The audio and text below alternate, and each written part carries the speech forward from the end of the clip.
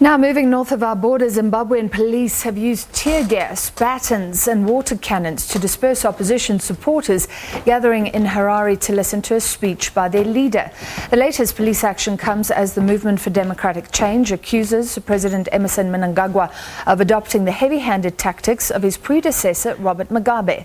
Well, hundreds of police blocked roads leading to the MDC's headquarters, but supporters continued to sing and chant while awaiting the arrival of party leader Nelson Chamisa, who was set to address them. According to witnesses, a few minutes after Chamisa had entered the party headquarters, police charged at the crowd, causing a stampede, police declining to comment. MDC officials said the skirmishes once again showed that the opposition party was a victim of government brutality. All right, for the latest on that story now, we're joined live from Harare, Zimbabwe by our correspondent, Ephert Musekiwa. Very good evening to you, Ephert. So talk us through what exactly happened. I understand that Nelson Chamisa was hoping to have a so-called Hope of the Nation address, and then all of a sudden there was violence. Well, indeed, Griselda, this whole past week from Monday, the opposition MDC had been publicizing that Nelson Chamisa was indeed going to address the nation, but it wasn't going to be a State of the Nation address, but it was going to be like you said, Hope of the Nation address. And they had actually applied through the authorities that they hold this Hope of the Nation address in the Africa Unity Square, which is next to the Parliament building. But unfortunately, the police turned them down, saying that the environment is not conducive for them to hold this mass gathering, and they indicated or suggested a venue outside of the Central Business District. But the opposition then defied this ban by police and actually wanted to hold wanted Nelson Chamisa to address the public from the party headquarters. You will understand that the party headquarters for the MDC is actually in the Central Business District of Harare. It's in the middle of town, so it was convenient for them to just put loudspeakers outside the party headquarters and address people.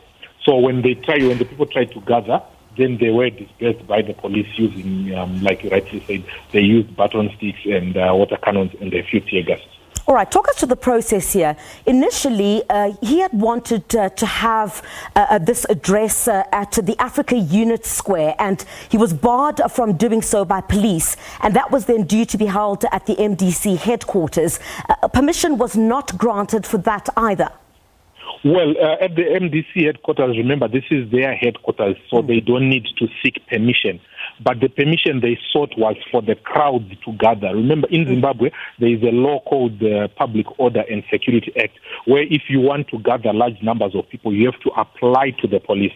So when the MDC did apply, they were applying to hold the gathering at Africa Unity Square because it's a public gathering. But unfortunately, that is what was turned down. Then they tried to cleverly defy this ban by having it at their party headquarters. You know, the party headquarters, they don't have to apply to gather there because they are a recognized institution and they do have gatherings at the party headquarters. But inside the party headquarters, they were allowed to gather, but outside on the streets, that's where the police now dispersed the crowds that had gathered. So it's actually on the streets of Harare where they were dispersed and where the police are saying you cannot gather unless you have clearance to gather. All right, so no permission at Africa Unity Square, no permission to gather outside of the MDC headquarters. Look, there's been a lot that's been circulating on social media. Some people who had been hit, some we had blood gushing from parts of their bodies. Has there been any response in terms of what some have described as the heavy-handedness of police in this instance? Well, I wouldn't say it's heavy-handedness of police. Like you rightly said, remember these people, according to the law, they were gathered illegally. As long as you are gathering on the streets, it is illegal. That's what the law says. So the police were doing their job to disperse the crowds. And most of the injuries, or some of the injuries, from what I witnessed, is that when the stampede, when the police started dispersing the people, they were hitting them with rubber sticks. And during that commotion, there was some stampede, and people fell and others were just trying to escape. And during that whole process, that's when a few that we noticed were injured. But we did not see the heavy-handedness of the police. Even the tear gas, I think there was only one canister which was shot, and it was shot close to the journalist. There wasn't a lot of heavy. There was no live ammunition that was used today. They just used rubber sticks to disperse the crowds. The water cannons were present, but they were not used. The police had firearms, but they did not use the firearms. So I don't know if maybe that shows a sign of less heavy-handedness. Is there anything that the rights groups have said perhaps already? Because the accusation is also that President Mnangagwa is adopting the same heavy-handedness against the opposition, such as that of his late predecessor, Robert Mugabe. Well, to correct you, the civil society is actually saying Mnangagwa is, Mugabe was used less force. Mnangagwa is actually using more force. That's what the civil society have been saying over the past few months. But currently they haven't made any pronouncement or any comments following what transpired today. Yeah. Maybe they will do so tomorrow. Even the government itself has not yet issued a statement regarding the incident that took place today. We do understand that there will be a cabinet briefing tomorrow because President Mnangagwa just returned from Dubai. So we expect that at this cabinet briefing, that's when he's going, maybe we'll get a feedback or we'll get a response from government as to their position regarding the incident today. Ephert Musekiwa, SABC correspondent in Harare, Zimbabwe. Thanks indeed for your time. Let's speak now to Trust Ndlovu, who's with the MDC here in South Africa. Trust, a very good evening to you. Thanks for your time. Your reaction, first of all, to the scenes that we saw outside the MDC headquarters. Good evening, Griselda. It's deplorable. It is just an excessive use of force by the state. The state that is proven that it is predatory, it has lost any depth in terms of finding solutions for the economic problems of the country, and now they are trying to close down all democratic spaces against its citizens.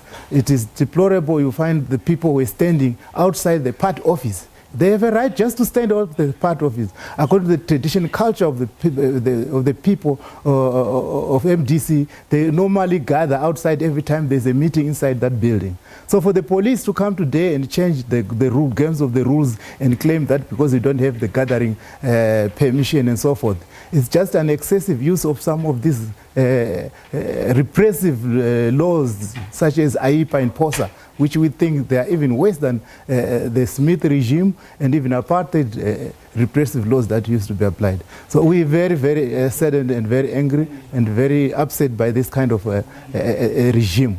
This regime has lost touch with the interest and the aspirations of the people.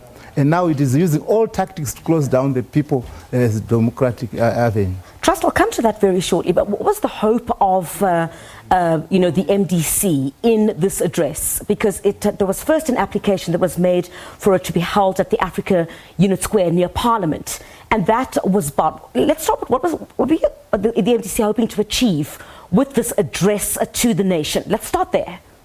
Remember from our Congress resolution that we resolved that we were to pile up pressure against the government to allow us to give us that democratic space to express ourselves and to be able to lead our people and to be an alternative. It is allowed that as a party we are an alternative party in Zimbabwe. We've got alternative solutions, and we see the hardships which the people are subjected to through cohesion submission of this by the state. The hope is that we want the people to be able to see our new ideas, the vision that we have, to know exactly as leaders of the alternative government, to know where we are taking the people from here to the next stage. We have initiated the issue of dialogue. The dialogue principle, the dialogue issue was not initiated by ED.